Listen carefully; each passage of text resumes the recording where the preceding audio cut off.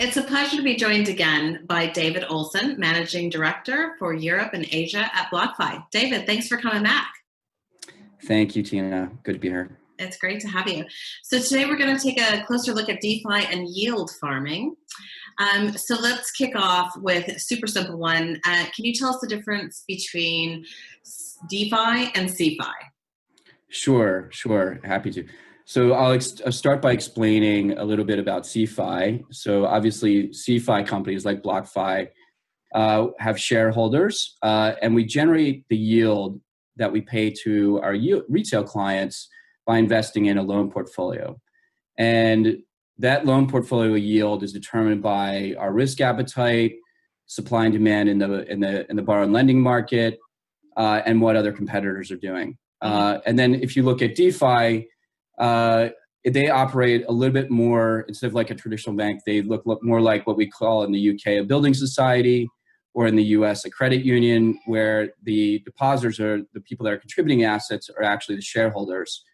And the yield that's generated is generated from their, in some cases from their borrowing and lending activities. And then the risk methodology or allocation or building that loan portfolio is solely determined by computer software, not by humans. Okay, so let's get into that a little bit more detail. So where exactly does the yield come from?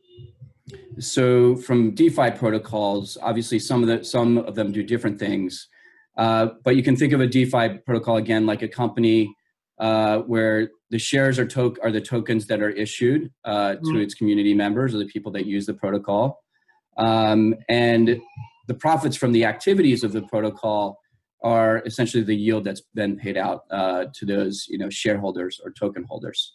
Okay. And then every so often, the company will issue, like a company that's had an extraordinary quarter or an extraordinary year that issues bonus shares or options to its staff. They'll issue those tokens to their community members. Okay, so yield farming. Can you take us through the mechanics of what exactly is farming? Sure. So farming is borrowing, lending, or leveraging of assets across different DeFi pools. Similar to if you had a savings account at one bank and moved it to another bank dynamically based on which was paying higher interest rate. Event farmers basically move their assets from one pool to another to optimize the yield that they're getting. Except that in the blockchain environment, this can be done much more quickly and much more efficiently because there's low barriers, there's anonymity, and there's speed of execution on the blockchain. So, David, let's use a real world example. Let's say that I have maybe 3 Bitcoin and 25 ETH in a wallet on an exchange. How do I become a farmer? Sure.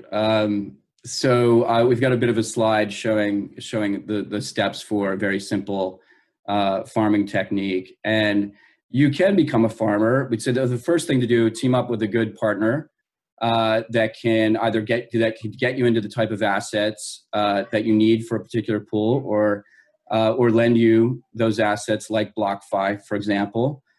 So step one, you take your Ethereum, or you borrow Ethereum, and you stake it in a pool where you will collateralize it and mint DAI. Then you take that DAI and you'll put it on another protocol where you'll then get a reward token, a liquidity token, and you can put it onto even another protocol to generate even more yield. Okay. And so that step-by-step process is the way that that farmers are able to boost their yields across different pools and asset classes.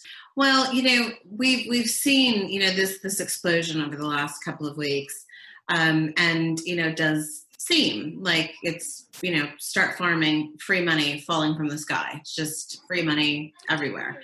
What are the risks, David? Yeah, so obviously nothing's for free. There's a few risks. There's one is smart contract risk is the most obvious, that the protocol doesn't function as it's supposed to. So we saw, for example, YAM earlier in the summer kind of spectacularly implode, and people lost a lot of value in that project.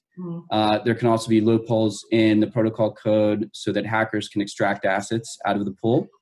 Okay. Another risk could be leverage. Obviously, as you move from one pool to another, leveraging up, you create a situation where a lot of the AUM is actually, from from other people boosting, their assets, and what is the real equity underpinning all of this. And so any kind of downdraft can become exacerbated. And the last risk is just what you were just talking about, what you hit on was the hype. We're back sort of in 2017. I think a lot of people in crypto kind of lament the return to, irrational exuberance. We thought we were on kind of a trajectory of more stable, more thoughtful evolution in the market. And now we're kind of back to kind of the frenzy. But, these are exciting, some of them are very exciting projects. It's still a retail dominated market. We think there's definitely, out of all of this, there will definitely be some decent projects and opportunities, despite all the irrational exuberance. So. Yeah, well, I mean, we had a lot of positive things come out of the 2017, 2018 ICO hype. So I think anytime we're experimenting with something new, we're bound to have a bit of that.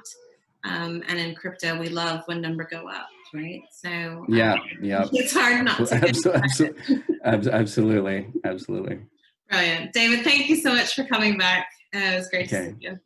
Thanks a lot. Likewise, Teana.